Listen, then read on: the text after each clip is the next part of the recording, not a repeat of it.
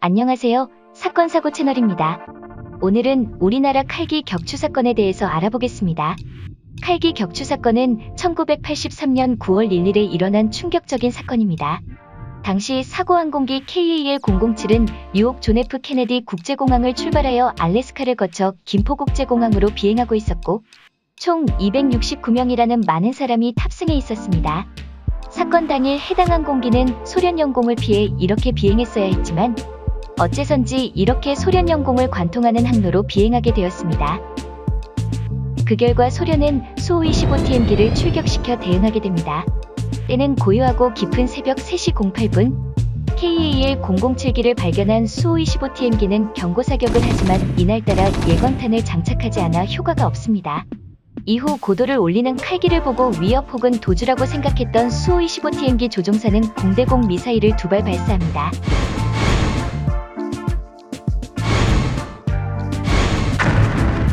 미사일 한 발은 빗나가고 나머지 한 발이 KAL-007기의 후미에서 폭발합니다. 고지어 꼬리 날개를 잃어버린 항공기는 바다로 추락해 탑승자 269명 전원이 사망하게 됩니다. 어째서 칼기는 소련 영공을 침범한 걸까요? 가능성 1. 숙련되지 않은 조종사의 실수? KAL-007기의 기장 천병인 기장은 공군 엘리트 조종사였습니다. 조종사 후보생 시절 수석으로 수료했고 공군 최고의 조종사들만 들어간다는 고개비행단 블랙이글스의 전신 블루세이버에 소속되기도 했으며 대통령 전용기 기장까지 지낸 인물입니다. 가능성 2. 항법 장비의 고장? 추락 후 소련이 블랙박스를 발견했고 ICAO에서 조사를 하게 되었습니다. 결과 당시 KAL-007기는 관성항법 유도로 변경하지 않았고 원시적인 방법으로 그전 아침반이 방향을 가리키는 방향으로 비행한 사실이 밝혀졌습니다. 원인이 무엇인지는 지금까지도 정확히 알 수 없지만 당시 관성유도 항법 장비의 실수로 좌표를 잘못 입력하거나 실수로 버튼을 잘못 눌러서 좌표가 지워지면 비행기는 회항을 해야 되고 그렇게 되면 징계 등 불이익을 피할 수 없기 때문에 무리한 구시대적 비행을 강행하는 경우가 있었다는 점, 그리고 어쩌면 항법 장비 자체의 고장일 수도 있지만 블랙박스 상에는 그와 관련한 어떠한 기록도 남지 않았죠. 가능성 3. 조종사의 지나친 과신?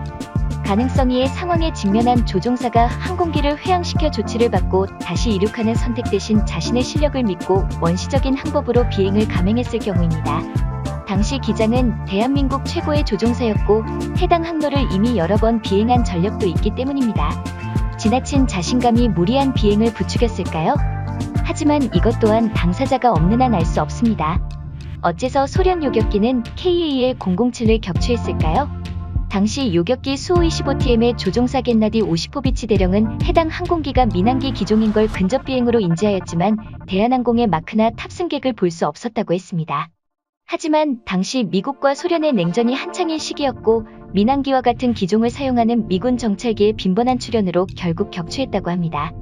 하지만 소련이 해체된 후인 1996년에 당시 KAL-007기가 민항기임을 알고 있었다고 시인합니다.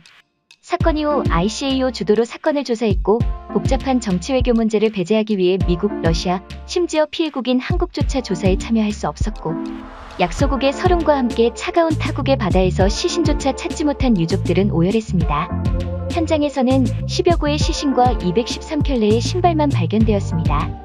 사건 당시 러시아 측은 미군 정찰기를 격추시켰다고 생각하고 증거를 수거하기 위해 서둘러 사건 현장을 수색하지만 격추한 그것이 민항기인 것을 알고 경악했다고 합니다. 이후 사건을 은폐하려 시도하지만 통신감청을 한 미국의 폭로로 격추 사실을 인정합니다. KAL-007기를 격추시킨 오시포비치는 민항기를 격추시켰다는 사실을 알고 죄책감과 처벌에 대한 두려움에 떨었지만 소련군 당국은 그를 사건 5일 뒤 원하는 곳으로 전출을 보내준다고 하였고 처가가 있는 마이코프로 가서 사건 3년 뒤인 1986년에 전역합니다. 사건 이후 국제민간항공협정이 개정되어 민항기가 영공을 침범했더라도 격추하지 못하도록 명시되었습니다. 사건 이후 미국 레이건 행정부는 군용으로만 쓰이던 GPS 기술을 민간에 개방하기로 공표하였고 이 기술은 현재 내비게이션이나 스마트폰 등 우리 일상에 애용되고 있습니다. 시청해주셔서 감사합니다. 구독과 알림 해주시면 더 좋은 영상으로 찾아뵙겠습니다.